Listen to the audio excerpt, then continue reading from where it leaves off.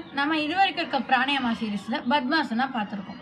இந்த பத்மாசனா ஏன் ப்ராக்டிஸ் பண்ணணும், யாரெல்லாம் ப்ராக்டிஸ் பண்ணலாம், இதுக்கு யாருக்கெல்லாம் பெனிஃபிட்ஸ் கிடைக்கும், யார் ப்ராக்டிஸ் பண்ணக்கூடாது அப்படின்றத இந்த வீடியோவில் நான் உங்களுக்கு எக்ஸ்பிளைன் பண்ண போகிறேன்.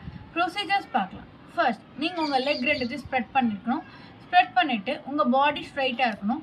உங்களோட ரைட் லெக் எடுத்து அதோட ஃபூட்டை உங்கள் லெஃப்ட் டை மேலே வச்சுட்டு உங்கள் லெஃப்ட் லெக் ஃபூட்டை உங்கள் ரைட் டை மேலே ப்ளேஸ் பண்ணிவிட்டு உங்கள் நீஸ் ரெண்டுமே கிரவுண்டில் ப்ளேஸ் ஆகிருக்கணும்.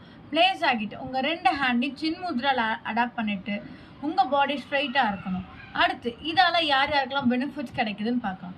இது யாருக்கு பெனிஃபிட்ஸ் கிடைக்குதுன்னா, இது மசில் டென்ஷன் ரிமூவ் பண்ணும். அது மட்டும் இல்லாமல் உங்கள் பாடிக்கு ஃப்ளெக்சிபிலிட்டி கொடுத்து உங்கள் மைண்டை ரிலாக்ஸ் பண்ணும். இதை யார் யாரெல்லாம் ப்ராக்டிஸ் பண்ணக்கூடாதுன்னு பார்த்தா, நீ இன்ஜுரிஸ் இருக்கவங்க, சயாட்டிக்கா ப்ராப்ளமால் சஃபர் ஆகுறவங்க, அப்புறம் ப்ரெக்னென்ட் உமன், இவங்கெல்லாம் ப்ராக்டிஸ் பண்ணக்கூடாது. ப்ரெக்னென்ட் உமன் ஏன் ப்ராக்டிஸ் பண்ணக்கூடாதுன்னு பார்த்தா, அவங்க ரொம்ப நேரத்துக்கு இல்லை பத்மாசனால அவங்க லெக் அடாப்ட் பண்ணுறதால அவங்க லெக்குக்கு கிடைக்கிற பிளட் சப்ளை ரெடியூஸ் ஆகிடும். அதனால் அவங்க ப்ராக்டிஸ் பண்ணக்கூடாது. தேங்க்யூ ஃபார் வாட்சிங் திஸ் வீடியோ.